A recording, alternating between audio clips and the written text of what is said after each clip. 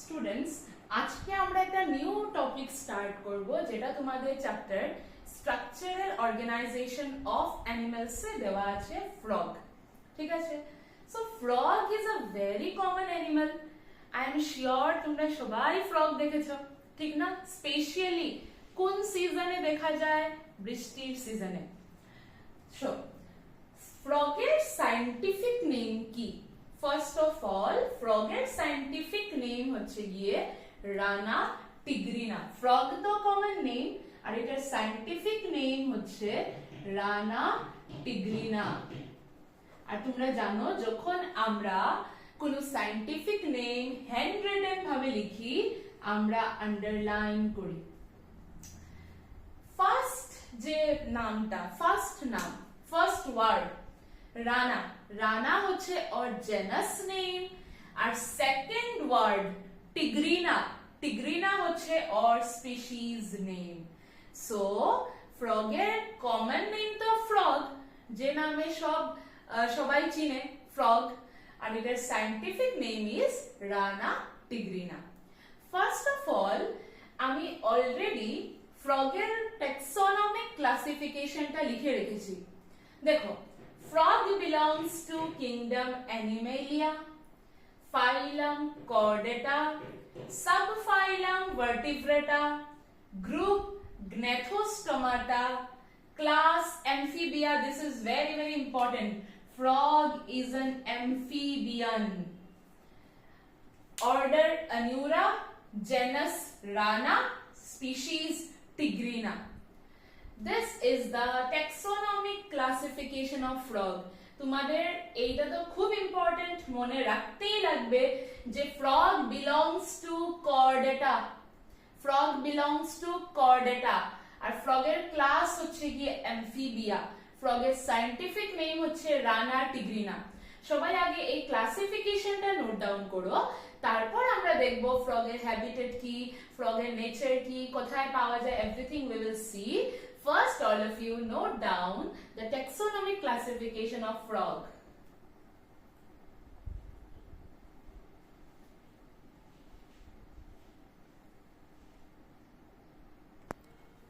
এখন আমরা ফ্রগের ব্যাপারে কিছু জেনারেল ফিচার্স দেখি। সাম জেনারেল ফিচার্স,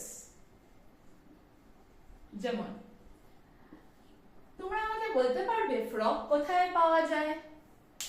কেউ বলবে ম্যাম ফ্রগ তো ল্যান্ডে পাওয়া যায়, কেউ বলবে ফ্রগকে তো ওয়াটারেও দেখি।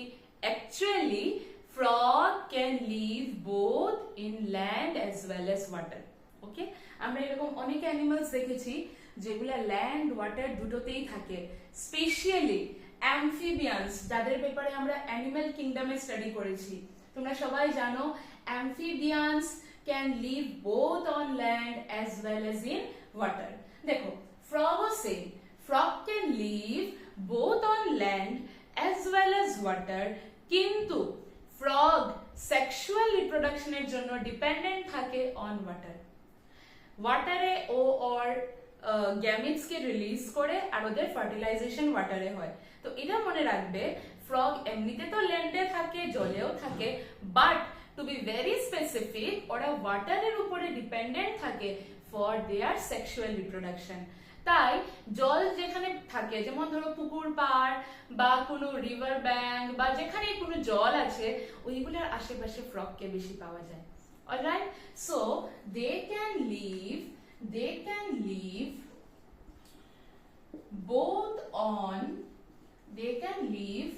both on land and water. They can live both on land as well as water.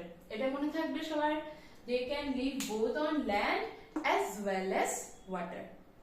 Now, আর কি ফ্রগের ব্যাপারে ইন্টারেস্টিং হচ্ছে যে, এই যে আমি বললাম ফ্রগ, ঠিক আছে, ফ্রগ নিজের বডি টেম্পারেচার রেগুলেট করতে পারে না। তার মানে কি? দে আর ওইকিলোথার্মিক। এটা তো প্রথম পয়েন্ট গেল। সেকেন্ড হচ্ছে দে আর কোল্ড ব্লাডেড অ্যানিমালস।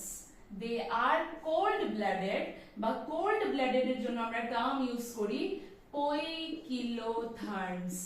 তো frogs are poikilotherms or cold blooded animals. তার মানে কি?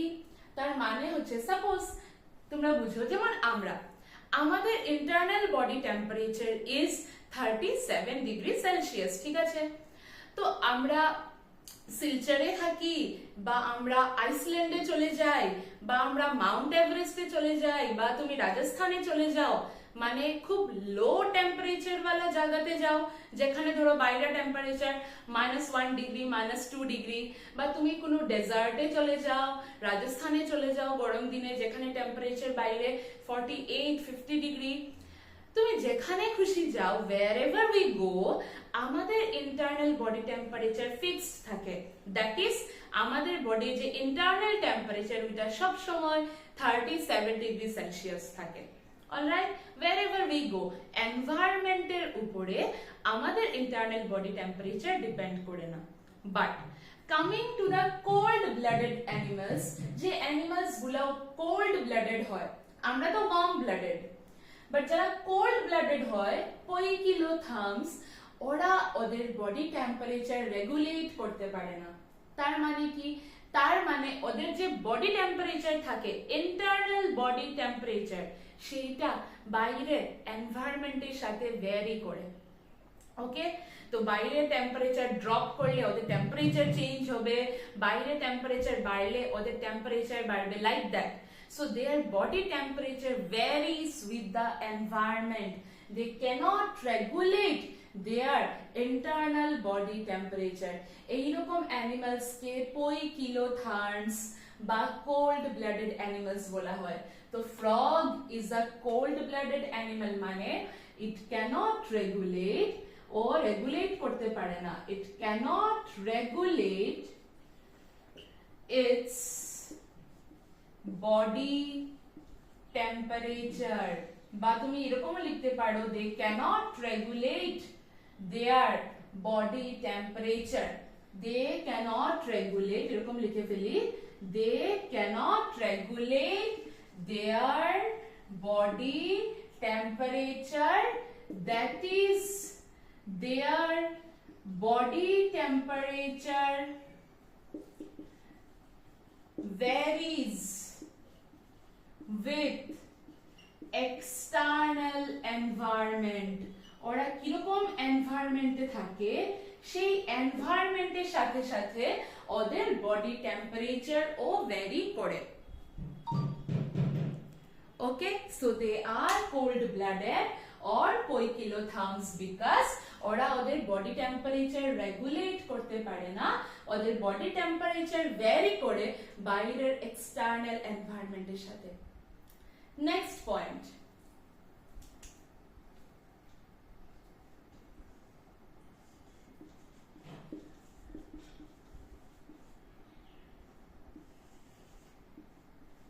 frogs show camouflage.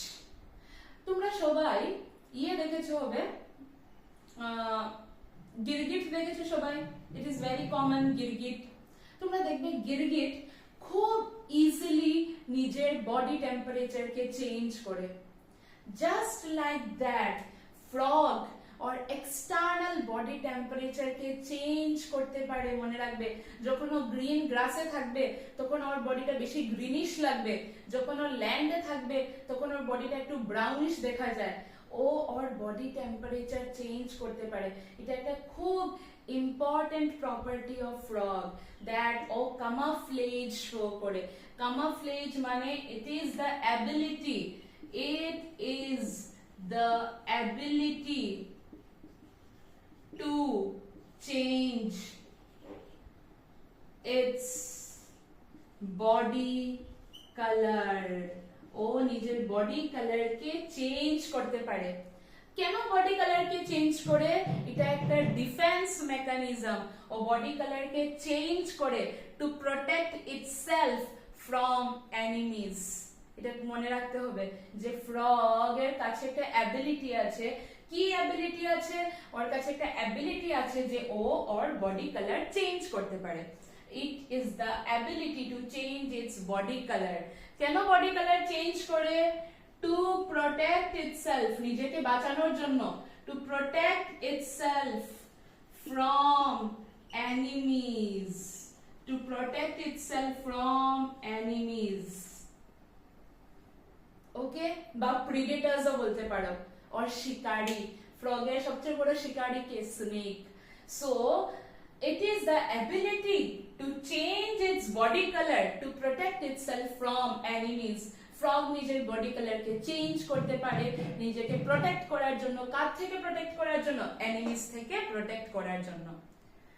তো দেখো, ও যে বডি কালার চেঞ্জ করছে, মানে ও সাপোজ ওর বডি কালার গ্রাসে গেলে বা ঘাসের মধ্যে গেলে গ্রিনিশ গ্রিনিশ হয়ে যাচ্ছে, তো অ্যাকচুয়ালি ও অন্য কাউকে কপি করছে। তো বা ল্যান্ডে আসলে যেমন বেশি ব্রাউনিশ ব্রাউনিশ দেখা যায়, তো এই যে ওরা ওদের বডি কালার চেঞ্জ করে ওরা কপি করছে, দে আর কপিং সামওয়ান, এইটাকে মিমিক্রিও বলে। তোমরা সবাই জানো যেরকম জনি লিভার খুব ভালো মিমিক্রি করে, অমিতাভ বচ্চনের মিমিক্রি করে, কোনোদিন দেখেছো তোমরা? বা এরকম অনেক আমরাও করে থাকি, স্টুডেন্টসরা তো টিচার্সদের মিমিক্রি করতে থাকে, বা মানুষরা অ্যাক্টরসদের বা অ্যাক্ট্রেসদের মিমিক্রি করে, ওদেরকে কপি করে। জাস্ট লাইক দ্যাট, এই যে ফ্রগ নিজের বডি কালার চেঞ্জ করছে, অন্য বডি কালার অ্যাডাপ্ট করছে, এটাও ও কেউকে কপি করছে। এই তার জন্য এই যে প্রপার্টিটা ক্যামোফ্লেজ, এটাকে মিমিক্রিও বলা হয়। মনে থাকবে, mimicry, mimicry. Frog shows mimicry. আর এটাও কেন করে? For its protection. এই যে ক্যামোফ্লেজ, ক্যামোফ্লেজের মেইন পারপাস কি? why frogs show camouflage? to protect themselves from their enemies. alright, তো আই হোপ এগুলো তোমাদের ক্লিয়ার হয়ে গেছে।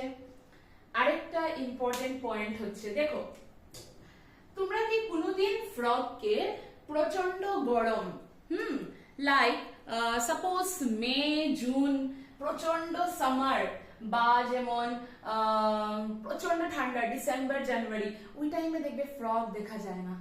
তোমরা যদি খুব ভালো করে নোটিস করে থাকো, তো তোমরা দেখবে প্রচন্ড সামারে বা এক্সট্রিম উইন্টারে ফ্রগ দেখা যায় না।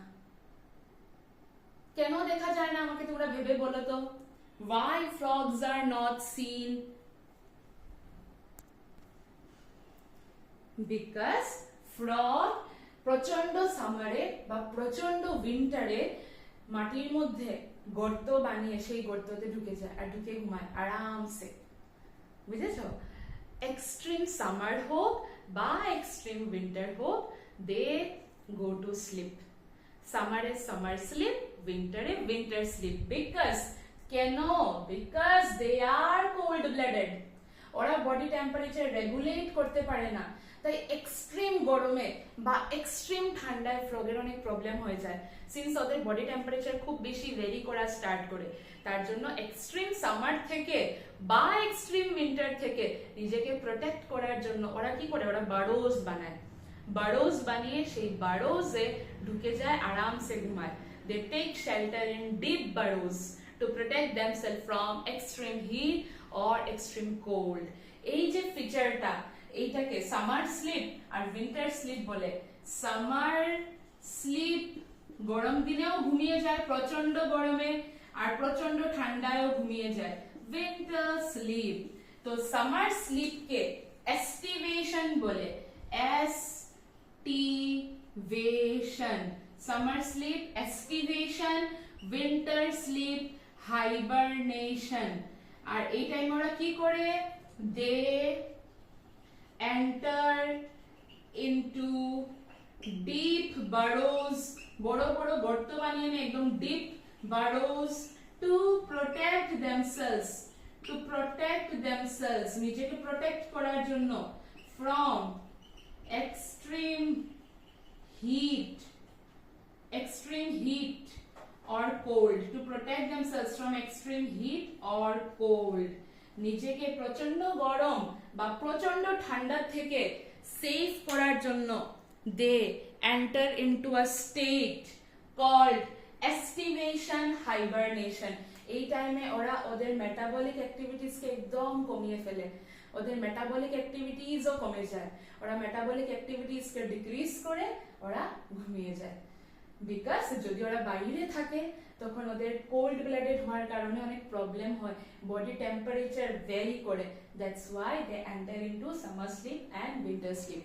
So these are very important general features of frog যেগুলো তোমাদের মনে রাখতে হবে যে they can live both on land and water, but on water they are dependent for reproduction, আমরা reproduction এ দেখব। তারপরে they are cold blooded or poikilotherms, they show camouflage or mimicry, they enter into summer sleep or winter sleep during extreme heat and cold. First, all of you note this down, তারপরে আমরা ফ্রগের morphology দেখব।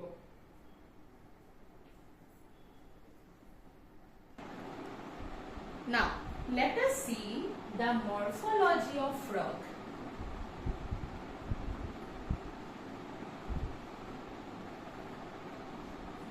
Morphology word বলতে তোমরা কি বুঝো? What is meant by the term morphology? Morphology মানে visible external appearance. Morphology কি মানে? Visible external appearance.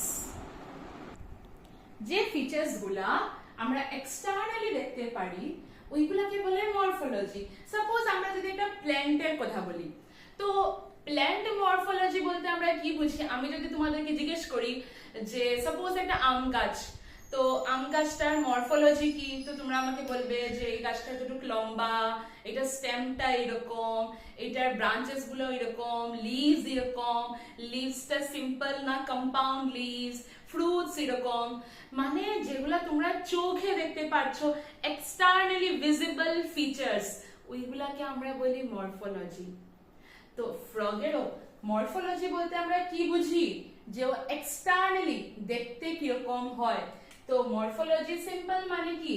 It is the study of external, it is the study of external visible features. It is the study of external visible features. সবচেয়ে ফার্স্টে ফ্রগের আমরা স্কিনটা কিরকম সেটা দেখি। Skin of frog, skin. Okay, মরফোলজিতে প্রথমে আমরা দেখি ফ্রগের স্কিন কিরকম। দেখো, ফ্রগ যদি তোমরা কেউ দেখে থাকো খুব ক্লোজলি, তোমরা দেখবে ফ্রগের যে স্কিনটা সেটা খুব চিপচিপা ময়েস্ট স্কিন হয়। কেউ কোনোদিন দেখেছো ফ্রগ? ময়েস্ট চিপচিপা কিরকম একটা চিপচিপ চিপচিপ করতে থাকে না ওর বডি, স্লিপারি, মিউকাস। এই যে ওর বডিটা এত চিপচিপা এত স্লিপারি কেন হয়? বিকজ ওর যে বডি, দ্যাট বডি কন্টেইনস মিউকাস। বুঝেছো? তো ফ্রগের স্কিনটা বাইরে থেকে দেখলে পুরো চিপচিপা, স্লিপারি, স্লাইমি, কারণ ওর স্কিনের মধ্যে ভর্তি মিউকাস গ্ল্যান্ডস থাকে, and because of this mucus glands the external body of frog is slippery, slimy. Okay, so it has moist skin. Its skin is slippery due to the presence of mucus. Due to the presence of mucus. Actually ফ্রগের স্কিনের মধ্যে multiple mucus glands থাকে, আর সেই mucus glands গুলা ওর স্কিনে mucus secrete করতে থাকে, তার জন্য ফ্রগ সব সময় চিপচিপা, পিছলা, স্লিপারি এরকম হয়। ঠিক আছে? আর কেন ফ্রগের স্কিনটা সব সময় ময়েস্ট থাকে? Because frog respires with the help of its moist skin. Okay, ওর মধ্যে গ্যাসিয়াস এক্সচেঞ্জ হয় with the help of this moist skin, তার জন্য ওর স্কিনটা সব সময় স্লিপারি হয় because of the presence of mucus. Okay, next দেখো, আমি তোমাদেরকে ক্লাসে মাল্টিপল টাইমস বলেছি আমাদের যে body, this is our ventral body and this is our dorsal body. Ventral, dorsal. তো সিন্স ফ্রগ এরকম থাকে, তো নিচ দিয়ে যে ওর বডিটা থাকে দ্যাট ইজ ভেন্ট্রাল, আর পিছন দিকের বডিটা ডরসাল। তো তোমরা সবাই দেখেছো ফ্রগ কিরকম থাকে। ফ্রগের যেটা ডরসাল বডি থাকে, ডরসাল স্কিন, সেই ডরসাল স্কিনটার কালার তোমরা সবাই দেখেছো, it is olive green in colour. ফ্রগের যে ডরসাল স্কিনটা, sorry this is the dorsal skin, dorsal স্কিনটা পিছন দিকটা, উপর দিকটা, ডরসাল স্কিনটা অলিভ গ্রিন কালারের হয়। আর সেই ডরসাল স্কিনে তোমরা দেখেছো নিশ্চয়ই dark irregular dark brownish blackish spots থাকে। So olive green colour with dark irregular spots, olive green কালারের হয়, or dorsal skin olive green কালারের থাকে with dark irregular spots। মনে থাকবে সবার? তো ফ্রগের যে ডরসাল স্কিনটা ওইটা অলিভ গ্রিন কালারের হয় with dark irregular spots, whereas যদি আমরা ফ্রগের ভেন্ট্রাল স্কিনের কথা বলি, ভেন্ট্রাল স্কিন এই পার্টটা, this is pale yellow in colour, pale yellow কালারের থাকে। Okay, so dorsal skin olive green কালারের থাকে, যে স্কিনের মধ্যে ভর্তি ইররেগুলার স্পটস থাকে ডার্ক কালারের অলিভ গ্রিন, আর ভেন্ট্রাল বডি হয় পেল ইয়েলো। আরেকটা ইন্টারেস্টিং কথা তোমাদেরকে বলি, এই যে ফ্রগ তো জলে থাকে প্লাস ল্যান্ডেও থাকে। তো তোমাদের কি মনে হয় যখন ও জলে থাকে ও কি সবসময় জল খেতে থাকে? ফ্রগ নেভার ড্রিঙ্কস ওয়াটার, এটা মনে রাখবে। ফ্রগ কোনো দিন জল খায় না, ইট নেভার ড্রিঙ্কস ওয়াটার। কিন্তু বডিতে তো জল দরকার, তো ও যদি জল না খায় তাহলে ওর বডিতে জল কিভাবে আসে? So frog absorbs water with the help of its skin। তো এটাও তোমাদের মনে রাখতে হবে যে নোট, যে frog never drinks water, frog never drinks water, জল খায় না, but absorbs water with the help of its skin। ও জল খায় তো না, কিন্তু জল অ্যাবজর্ব করে with the help of its skin। ওকে, তো এটা হচ্ছে ফার্স্ট পার্ট অফ মরফোলজি। তোমরা লিখে রাখো, নোট ডাউন করো ওদের স্কিনটা কিরকম। আফটার স্কিন হচ্ছে কি ওদের body.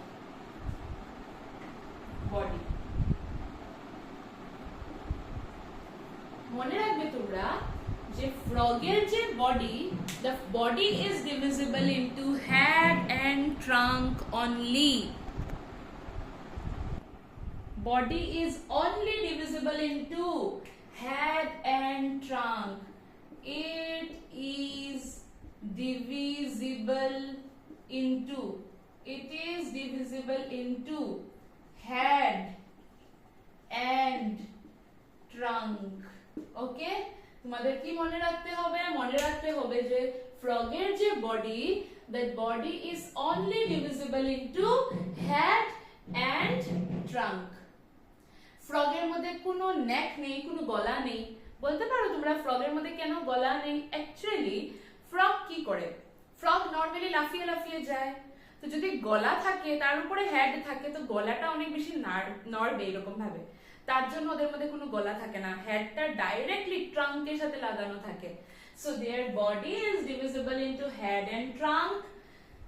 Head and trunk very very important. ওদের মধ্যে কোনো টেল থাকে না, it has no tail, it has no neck and no tail। ওদের মধ্যে কোনো গলাও নেই, কোনো টেইলও নেই। It has no neck, no tail। এবার এখানে একটা জিনিস মনে রাখতে হবে, অ্যাডাল্ট ফ্রগের কোনো টেইল থাকে না, কিন্তু ফ্রগের যেটা লার্ভা হয়, that larva contains tail। ওকে, আমরা পরে পড়বো যে ফ্রগের লার্ভাতে টেইল থাকে, indirect development larval stage আছে, larva contains tail, but আমরা since adult frog এর কথা বলছি, adult frog এ কোনো tail ও থাকে না, কোনো neck ও থাকে না। alright, so it has no neck, no tail।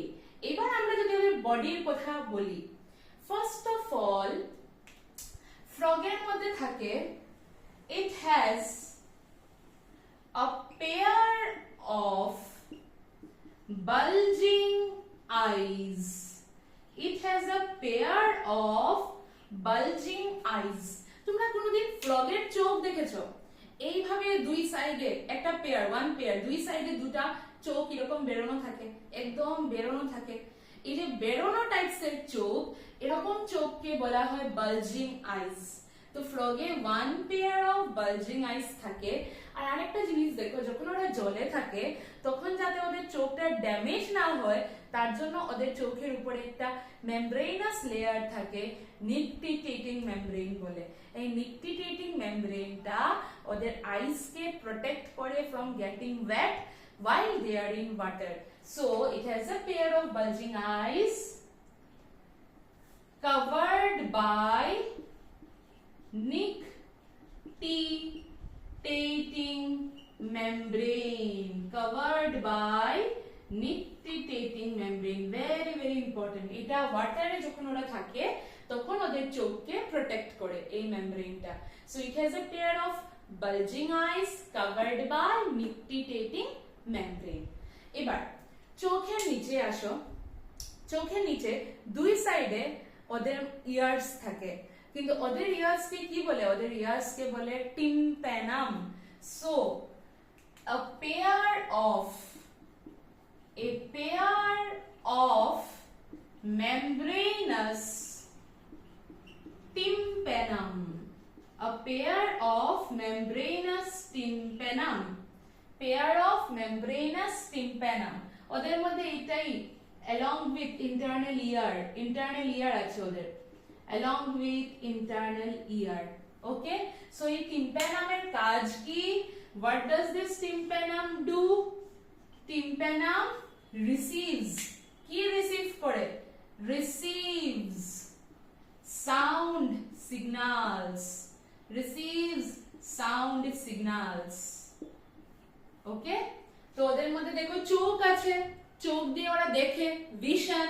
কান আছে, কান দিয়ে ওরা সাউন্ড সিগন্যালস কে, ভাইব্রেশনস কে ফিল করে।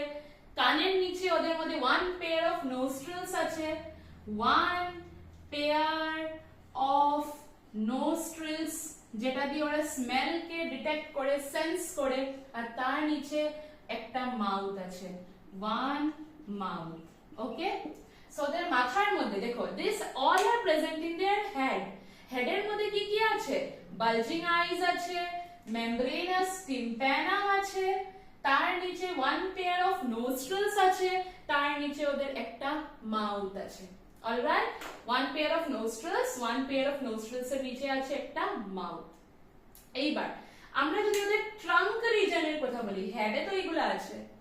If we talk about their trunk, ওদের ট্রাঙ্ক পার্টে কি কি আছে? ট্রাঙ্ক পার্টে আছে ওদের দুইটা হাত, দুইটা পা, আমাদের মতোই। হাতকে ওদের মধ্যেও বলা হয় four limbs, one pair of four limbs, one pair of hind limbs. So they also contain one pair of four limbs and one pair of hind limbs। hind limbs কি তোমরা পা কনসিডার করো, four limbs কে হাত। আর এই হাত আর পার main function কি? এই hind limbs আর four limbs ওদেরকে হেল্প করে, কিসে কিসে হেল্প করে? হেল্প করে ইন ওয়াকিং। আমি এখানে লিখি, হেল্প করে কিসে কিসে হেল্প করে? হেল্পস ইন ওয়াক করতে হেল্প করে, লিপ করতে হেল্প করে, লিপিং, গর্ত বানাতে হেল্প করে। এই যে বললাম সামার স্লিপ উইন্টার স্লিপে ওরা ডিপ বারোজ এ ঢুকে যায়, তো বারোজ ওরা নিজেরাই বানায়। সো লিপিং কমা বারোইং, বারো বানাতে হেল্প করে। তাছাড়া যখন ওরা জলে থাকে সুইমিং করতে হেল্প করে। ওদের মধ্যে ফ্ল্যাপার্স এর মতো কিছু জিনিস থাকে, আমি এখনই বলবো, তোমরা আগে এতটুকু নোট ডাউন করো। ফার্স্ট নোট ইট ডাউন, তারপরে আমরা দেখছি ওদের হাইন্ড লিম্বস আর ফোর লিম্বস গুলো কিরকম হয়।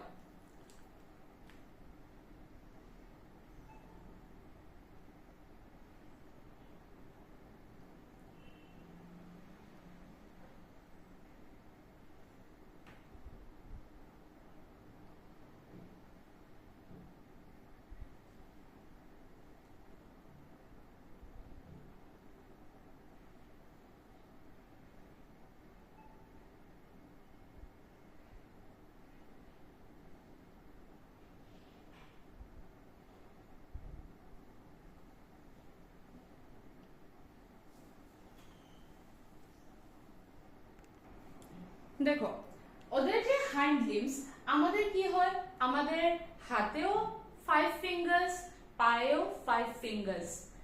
ফ্রগের যেগুলা 4 লিম্বস হয়, 4 লিম্বস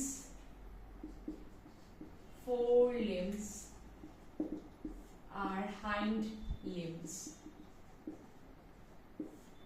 ফ্রগের যে 4 লিম্বস, ফ্রগের 4 লিম্বস এ থাকে 4 digits only. Digits মানে আঙ্গুল ধরে নাও, they have 4 digits. Okay, 4 digits।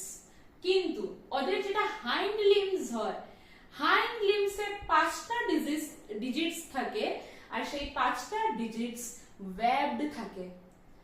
Waved এর মানে কি বলছি, so 5 webbed digits, they have 5 webbed digits. Suppose আমি আগে ওদের 5 fingers draw করি, এগুলো 5 digits। এই ডিজিটস গুলার মিডিলে তোমরা সবাই দেখেছো না ডাইভার্স যারা সিতে যায়, তো ওরা এরকম কিছু জিনিস লাগায় হাতে, যেগুলোকে ফ্ল্যাপার্স বলে, যেগুলো সুইম করতে হেল্প করে। এই ওয়েবড ডিজিটস যেগুলা ফ্রগের পায়ে থাকে, এইগুলা ওদেরকেও সুইম করতে হেল্প করে যখন ওরা জলে থাকে। সো এগুলাকে বলে ওয়েবড ডিজিটস। এই যে ওয়েব এরকম, ঠিক আছে, লাইক দিস, এইভাবে থাকে, লাইক দিস। এইগুলো হচ্ছে webbed digits, okay, these are called webbed digits। আর এই webbed digits গুলা ফ্রগের পায়ে থাকে, যেগুলা ফ্রগকে হেল্প করে ইন সুইমিং।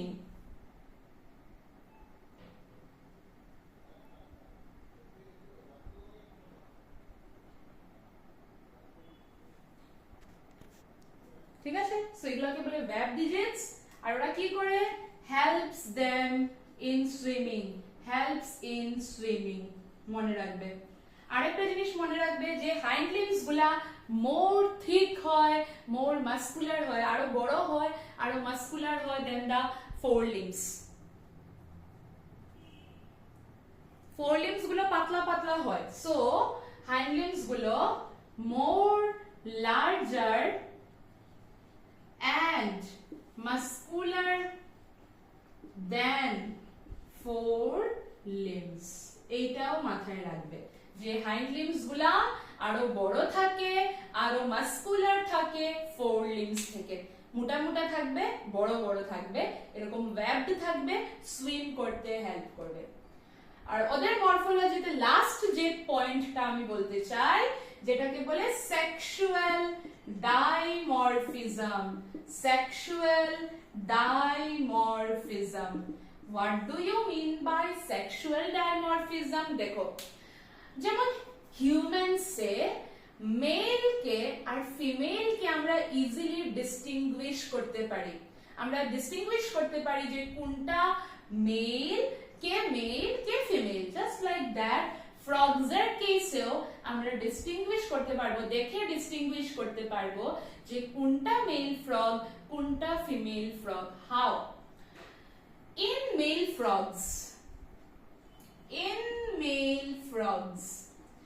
তোমরা একটা জিনিস সবাই হয়তো শুনেছো মোর অর লেস, স্পেশালি যারা একটু আউটস্কার্টস এ থাকো, একটু গ্রাম সাইডে, বৃষ্টির দিনে ফ্রগ মানে ক্রক ক্রক একটা সাউন্ড বের করে ডাকে।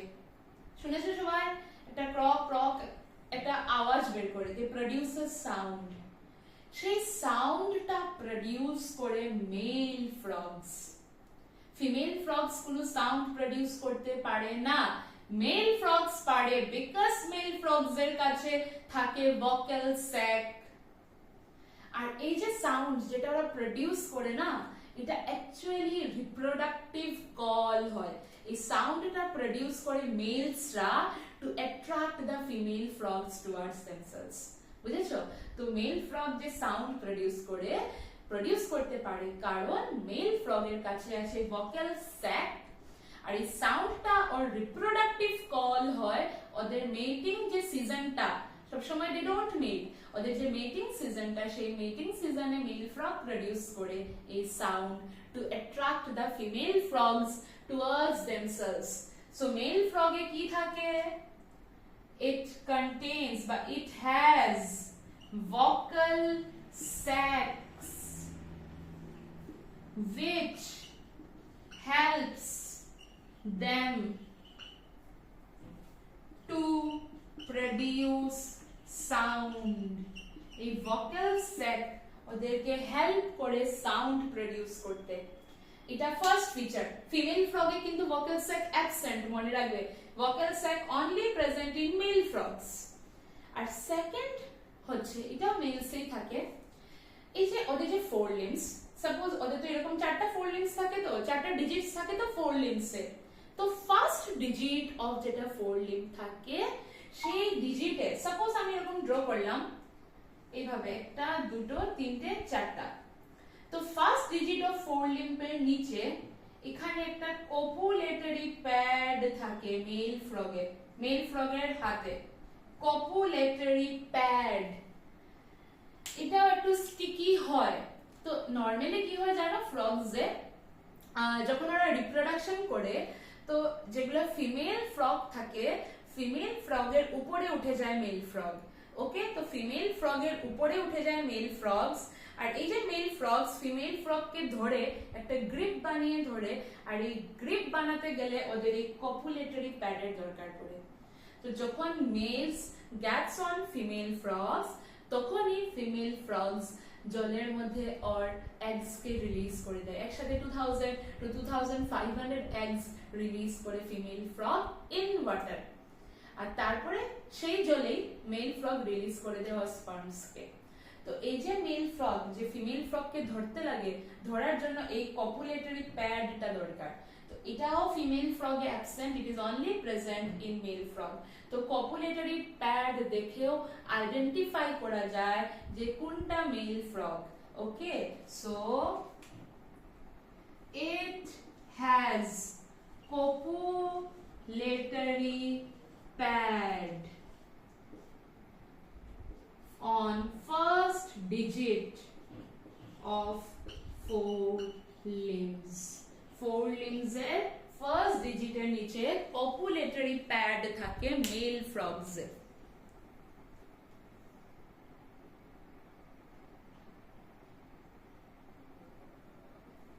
মনে থাকবে? So it has copulatory pad on first digit of four limbs. তো এটাকে বলে sexual dimorphism, that is male frogs are distinct but different morphologically from female frogs. আর ডিফারেন্স হচ্ছে, প্রথম presence of vocal sac, second presence of copulatory pad. কোথায় থাকে copulatory pad? On first digit of forelimb. আর এই copulatory pad এর হেল্পে they hold the female frogs during copulation. So this is all about morphology of frog. Note it down.